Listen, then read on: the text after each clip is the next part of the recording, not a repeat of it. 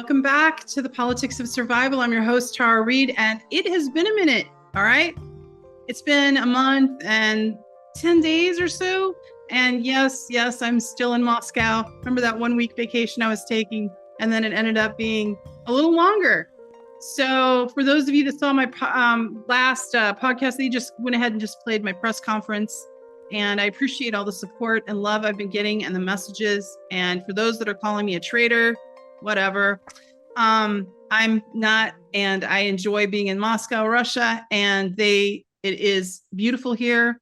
People have been wonderful. I've gotten to travel a little bit and see some other parts, like the Southern Caucasus, which are amazing, Sochi, St. Petersburg. And what I can tell you is that the people are amazingly warm and kind, and the country is not affected by sanctions as we're being told and pummeled with all the American propaganda. And one of the people that I connected with while I was here in Moscow, whom I knew of through RT and then got to know a little bit better, is someone I admire greatly for his work. He's a very fun but yet serious correspondent that works with RT, and he's seen a lot. He knows a lot, and he's from one of my favorite places, and of course has a little bit of my heritage in it as well, Ireland. And he just recently spoke at the UN. So without further ado, I want to introduce my friend and colleague, Chay Bose. Chay, welcome to the show. Hey, Tara, thanks for asking me. It's a pleasure. Yeah. So, I didn't give your bio, but I'd like you to tell the audience a bit about yourself before we get into your UN appearance real quick, if you don't mind, and just how you became an RT correspondent and came up to that point. Yeah, well, I suppose I'm Irish, as you say, and I've always been interested in sort of civil society kind of stuff. Most recently, I worked in Ireland with a guy called Paddy Cosgrave, the guy who founded the Web Summit, probably the world's biggest tech conference. We worked together. We started to work together probably around 2019, 2020. We exposed the Irish Prime Minister's corruption through the Village magazine. We wrote about it, which sparked a 2-year investigation into him for corruption, essentially, which went on for a long time. And through that, we established another investigative media platform called Ditch Media, which I have nothing to do with anymore, but I helped establish. And the guys at Ditch have, really, taken the scalps of several government ministers now over sort of petty corruption into planning. It's led to the resignation of the state sort of planning, the building sort of processes in Ireland. Ireland's sort of racked with this petty corruption as well. So Paddy and I worked on that. We worked with Village magazine on the scandal around the leaking of significant valuable documents as well from the Prime Minister, who's still the Prime Minister, by the way, and his deputy Prime Minister, who recently. But didn't he get arrested, like, as a result of your investigation? Yeah, by appointment, basically. Yeah, but I mean, still, it was a big deal. It was the biggest political story in Ireland over the last 20 years, probably. But he's been racked with controversy. He's this dynamic sort of gay guy. He was going to be the cure for Ireland, sort of backslappery, this type of old boys club. But he's just turned out to be just as creepy and as slippery as the rest of them. And the stuff I personally did and more lately the Ditch has done has really exposed that sort of corruption. So in my background, I spent some time with the Irish Army. I was trained as a paramedic, a combat paramedic in the Army. I've done a lot of work in that sort of space as well. And then through that, I ran some businesses, and I'm familiar with how the system works in Europe and in Ireland in business, and bought and sold some businesses. Spent some time in the Army, as you say, and also then decided to do a bit more research work on strategic studies, geopolitics and history and that type of stuff. So I did a master's degree in strategic studies, which is the specific study of war, conflict, and that sort of space.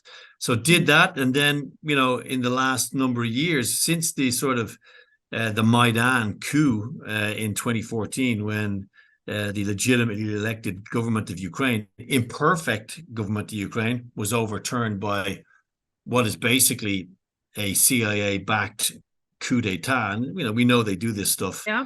Michael Bolton, and they've all admitted they do it. They Victoria do it. Nuland. Yeah. Wherever she goes, there's a coup. Yeah. Victoria Nuland's sort of famous phone call, "Fuck the EU," where she admitted they basically selected the new government in the Maidan. So since that time, I've been writing about, the reality of this sort of movement to destabilize Ukraine, about Crimea, about the historical background. I've written a lot of fairly significant pieces on it. I did my thesis about it, NATO and a resurgent Russia. And so I've spent a lot of time looking at this stuff, trying to learn the language, doing some work with media in Russia, getting to understand the very complex reality of the demography of Ukraine, this stratified world where the line between what is Ukraine and Russia is very blurred. Ukraine, Belarus, Russia, the Slavic world. It's exceptionally complex and beautiful and, what's the word? Hard to decipher. So that's why this narrative in the West that, that Russia's waging a war against Ukraine culturally and stuff, it just doesn't wash. So that's kind of my background. And more recently, and for the last year, really, I've been living in Russia. I did a lot of work with RT over the last year and a half. They offered me a role as a correspondent here. I did some work in Ireland, writing a lot of pieces to try and counter this narrative about Russia, that they're solely responsible for this conflict in Ukraine. And through that, I ended up living in Moscow. I came last year for the first time to live. The first time in Russia was in 2015. I have a lot of Russian friends, a lot of Ukrainian friends, a lot of people who consider themselves Russian and Ukrainian and both. A lot of people who support what's happening, a lot of people who are kind of concerned about it. So I've kind of tried to immerse myself in that to try and give people an idea of what's really happening here, rather than this mainstream media narrative, this drive-through narrative of black and white, the good guys and the bad guys, this Star Wars narrative that we seem to need in the West. We can't spend the time to actually understand the finesse, the complexity of any kind of conflict. It's like Muslims are bad, the Red Indians are bad, the Irish are bad, the British are bad. So we don't take the time to actually understand the complexity. So we need this drive to narrative. We need the fear. The fear drives the military-industrial complex, which has been creating every catastrophic war since the end of the Second World War. The United States has really been at the center of every conflict. Tens of millions of people have died, all based on this predication of this replication of this neo-conservative American world. You're either with us or against us. The Muslim world were the enemies. The Soviets were the enemies. It's all come full circle now. And of course, Russia is now the enemy, because Russia intervened militarily in a country which bordered it, whereas America had intervened in dozens of countries, none of which bordered America. But when Russia does it, after, basically pleading with the Western world to listen to its security concerns over decades, Russia becomes this demonized, hated country. Even dead Russians now terrify the West, apparently, because, this is a country apparently that where. Well, you listen to the rhetoric and the Russophobia, and it's startling, isn't it? Yeah, it's just insane. It's insane. And even, I've met a lot of people here in Russia who also, feel that, it's time to give up on the West. And my job and what I try to do is say, to connect ordinary Russian people and ordinary Americans and Europeans with each other and say, we share so much culturally. We're a Judeo-Christian sort of culture. We, culturally, the beauty of Russian culture, literature, music, art. It's such a culturally rich, beautiful place. The West has so much to learn from Russia, from its diversity culturally, particularly. Like there's over 170 languages in Russia, like there's 12 time zones.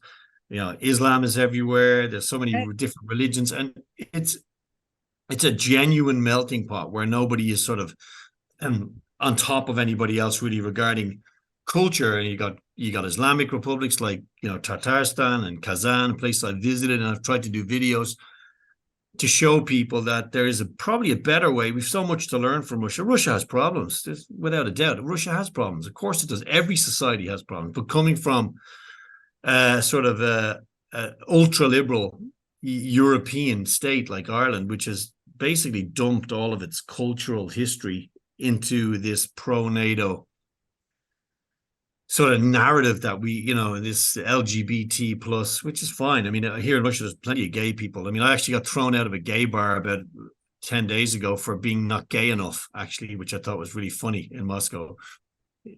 Me and a mutual friend of ours, Tara, actually, we went into this gay bar in Moscow, and it's funny. I was listening to your interview. I think it was with Megyn Kelly.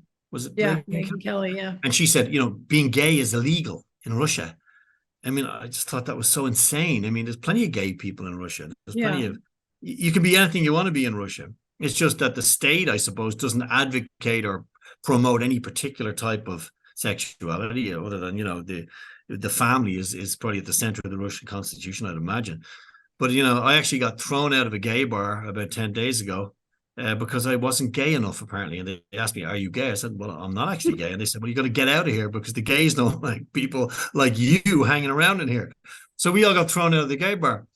So this is just a fantastic reality of Moscow. You know, it's a city that never sleeps. You got so many, you know, wonderful people, so many divergent views. And